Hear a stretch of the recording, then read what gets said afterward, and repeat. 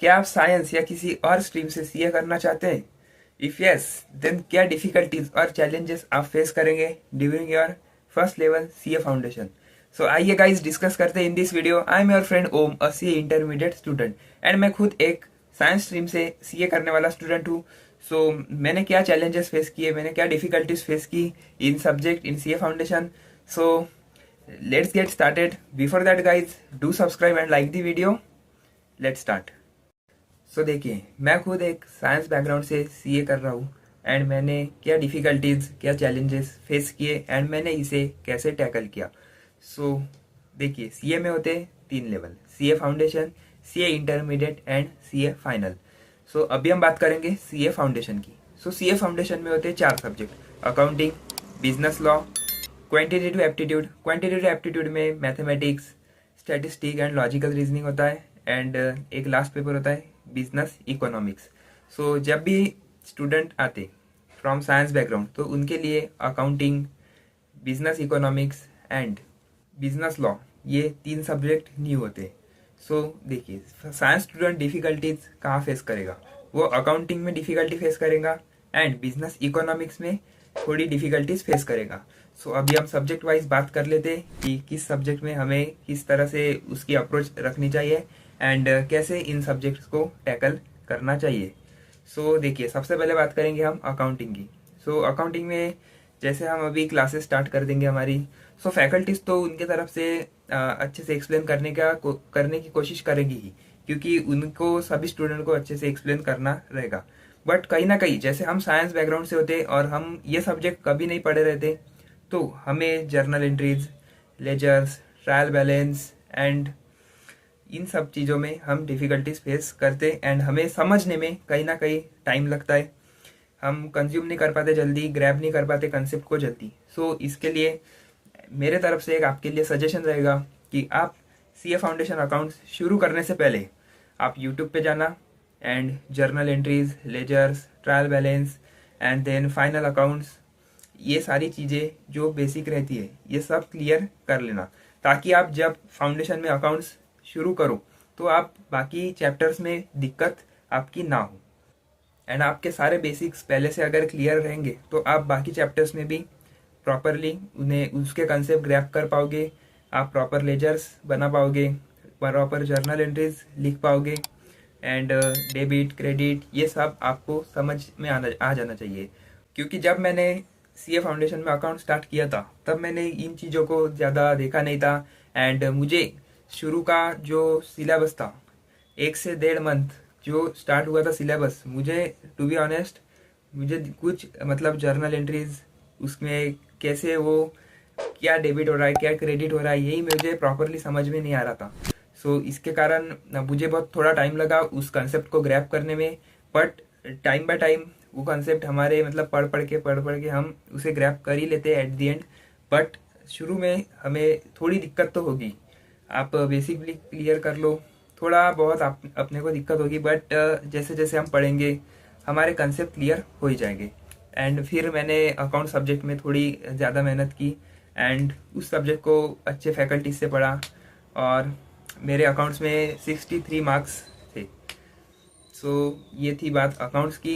And अगर आपको faculties के ऊपर वीडियो चाहिए तो मैंने एक वीडियो बनाई हुई है, मैं उसकी लिंक डिस्क्रिप्शन में दे दूंगा। तो अभी बात करते हैं पेपर नंबर 2, बिजनेस लॉ। सो ये सब्जेक्ट सभी के लिए न्यू सब्जेक्ट होता है, चाहे आप कॉमर्स स्ट्रीम से हो या साइंस स्ट्रीम से हो या आर्ट स्ट्रीम से हो, ये सब्जेक्ट सभी के लिए न्यू होता है।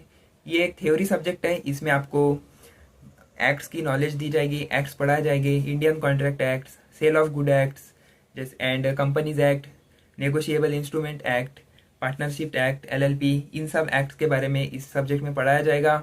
एंड इसमें क्या रूल्स, रेगुलेशंस, सेक्शन, सब सेक्शंस, क्लॉजेस, सब क्लॉजेस, इस सब के बारे में इसमें सिखाया जाएगा। सो आपको इस सब्जेक्ट का टेंशन लेने की ज़रूरत नहीं है। Just you need a good faculties. ये सब्जेक्ट में आपको रट्टा मारना पड़ेगा, क्योंकि इसमें सिर्फ कंसेप्ट से काम नहीं चलेगा। कंसेप्ट क्योंकि सभी को पता होते हैं, बट इसमें इम्पोर्टेंट होता है लैंग्वेज, जो कि आईसीएआई को उसके आंसर में, हमारे आंसर में चाहिए रहती है। सो इसके लिए आपको रट्टा मारना पड़ेगा, राइटिंग प्रैक्टिस करनी पड़ेगी, मल्टीपल टाइम्स रिवीजन करने पड़ेंगे, ताकि आप ये सब्जेक्ट पर अच्छी कमांड बना लो। एंड मोस्टली स्टूडेंट इसी सब्जेक्ट में फेल होते। देखिए, 2 रीज़न होते फेल होने के सीए फाउंडेशन में। पहला रीज़न है बिजनेस लॉ के कारण फेल हुआ, या फिर क्वांटिटेटिव एप्टीट्यूड के कारण फेल हुआ। अब बिजनेस लॉ में जैसे लर्निंग थ्योरी सब्जेक्ट होता है, तो स्टूडेंट इतना नहीं ग्रैप कर पाते। बहुत से स्टूडेंट, मुझे भी थ्योरी सब्जेक्ट में प्रॉब्लम होती थी, बट हमने मेहनत की एंड मैं कर सकता हूँ, तो आप भी डेफिनेटली कर सकते हो। और मैथमेटिक्स मतलब जो क्वांटिटेटिव एप्टीट्यूड है, उसमें जिसने 11th-12th में नॉन मैथ्स स्टूडेंट है, वो उसमें डिफ़िकल्टीज फेस करते एंड मोस्टली उसमें फेल होते हैं स्टूडेंट्स। सो इसलिए आपको अभी से शुरू से ही आपको इन 2 सब्जेक्ट पे थोड़ा ध्यान देना पड़ेगा एंड लर्निंग प्रॉपरली करते रहनी पड़ेगी, राइटिंग प्रैक्टिस करते रहनी पड़ेगी। अभी चलते paper number 3, quantitative aptitude. And इसमें आएगा पहले मैथमेटिक्स, देन आएगा लॉजिकल रीजनिंग एंड स्टैटिस्टिक। सो देखिए, जैसे आप साइंस बैकग्राउंड से हो तो आपने मैथमेटिक्स डेफिनेटली पढ़ी रहेगी। एक्सेप्शन आर ऑलवेज देयर, अगर आप नॉन मैथ स्टूडेंट थे, मतलब आपने बायो ली होगी इसलिए, बट मोस्टली स्टूडेंट मैथ्स ले लेते हैं, जैसे पीसीएम वाले होते हैं। अगर आप पीसीबी से हो, सो अगेन आपके लिए थोड़ा मैथ्स बहुत टाइम बाद पढ़ोगे तो बट हो जाएगा। आपको मैथमेटिक्स का टेंशन लेने की ज़रूरत नहीं है, स्टैटिस्टिक की टेंशन लेने की ज़रूरत नहीं है। एंड लॉजिकल रीजनिंग, ये सबसे इजी पार्ट होता है उस क्वांटिटेटिव एप्टीट्यूड का, क्योंकि इसमें just blood relation, numbering, decoding, coding, इस सब के बारे में रहता है। सो ये हो जाता है। एंड मैथमेटिक्स में भी आपके स्कोरिंग चैप्टर्स होते हैं बहुत सारे।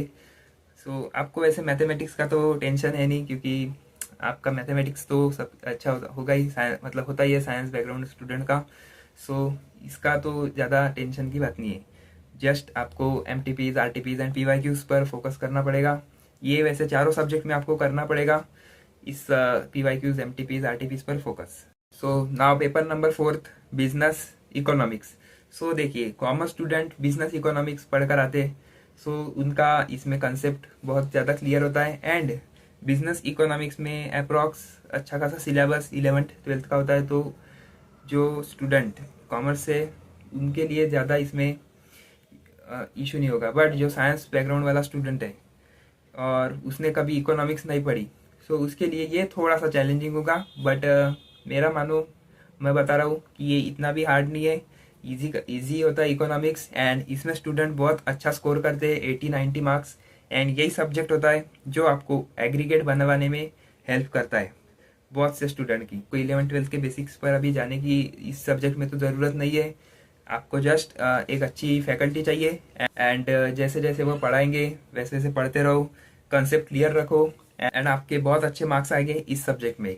एंड ये इजी सब्जेक्ट होता है। इस सब्जेक्ट में भी आप just like mathematics, practice, concept clear and properly आप इसे स्टडी करो एंड ये सब्जेक्ट आपका बहुत अच्छा होगा। एंड ये सभी का फेवरेट सब्जेक्ट होता है।